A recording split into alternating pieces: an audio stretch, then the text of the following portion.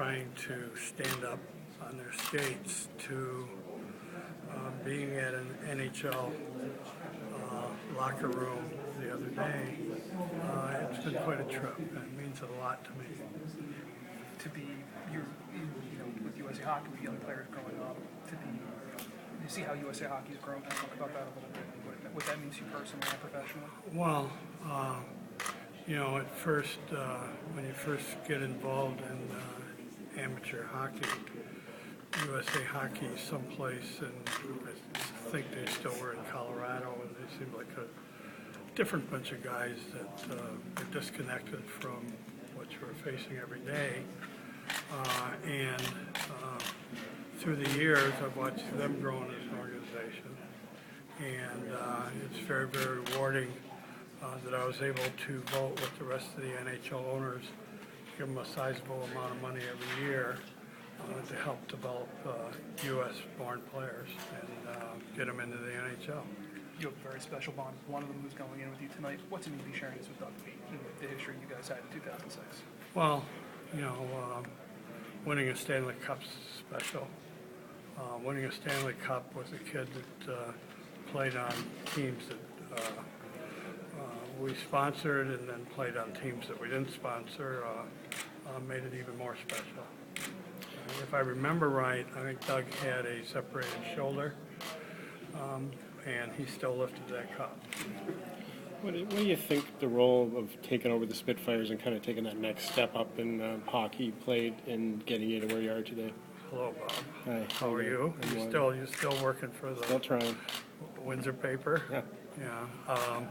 That was a very important step because the CHL is the best development league for kids under 20 in the world, and learning how to compete in that league, and I think we learned how to compete there, was very important to being able to have enough confidence to think that we could buy a National Hockey League team and run it properly. And even though you're in the NHL now, you're still in the CHL as well. Oh yeah, I love the CHL. It's great hockey. What prompted your decision to start the CompuWare? I mean, to get involved in hockey at its earliest stages? Well, some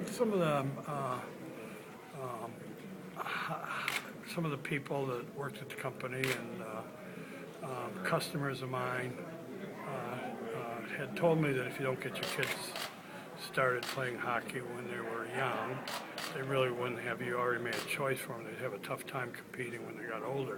They didn't learn to skate properly. So the combination of trying to start a business and working the kind of hours you work and not seeing your children, and the chance on a Saturday and Sunday to take them to learn the skate programs really seemed to go hand in hand. So from that point of view, hockey was a great game. I remember my second oldest son, for the first few times I took him skating, would be in the back seat. He'd reach over and tap me, say, "Mom, Mom," and I'd say, "Nah, I'm not your mom, I'm your dad." "Oh, yeah, Dad." It only took 2 or 3 trips to the rink before he started calling me Dad.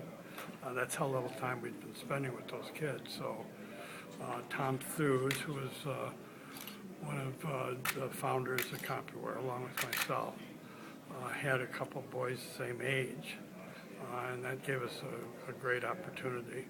And once we got there, we just both became enthralled with the game of hockey. How old were your sons? 5 and 7.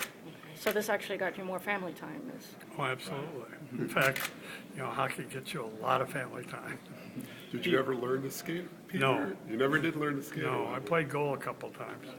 That convinced me that I definitely should not try to learn to skate. You talked about No, I put skates on. It wasn't very easy.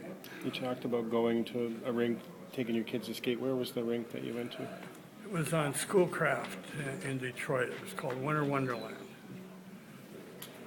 Peter, how encouraging is it for you when you see kids from CompuWare kind of graduate to the junior ranks and then likewise to the NHL from there? Well, they go to a lot of different places. They'll go play college hockey or play junior hockey. And it's always a thrill every time except when we're playing against them to see them play. But just talking about the success you've had in Raleigh, when a lot of people didn't think that was possible, you know, and that's got to be very satisfying. Well, you know, Raleigh was an interesting place. You know, I knew they were building a really great arena. And in fact, Jim Rutherford and I went and looked at the arena and went up to the top of the arena when it was half built.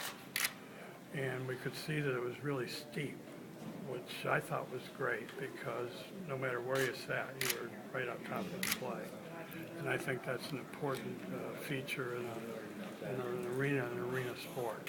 So it's a great place when the crowd's really going to have a game. And I think in the Stanley Cup Finals for the 7th game, I think we were, you know, totally sold out and lots of standing room, but nobody sat down for the entire game because it was that exciting.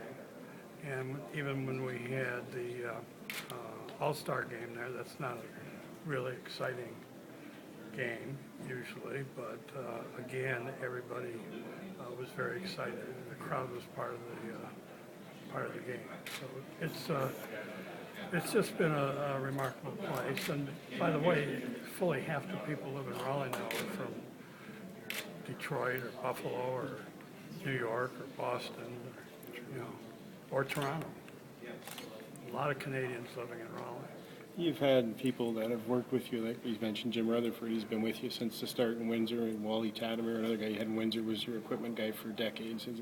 Is it just because you hire good people, or just how much of that is loyalty? Well, I think, you know, first of all, you're loyal to good people, so that's an important part, even in business. You know, I think having respect for the people that you work with and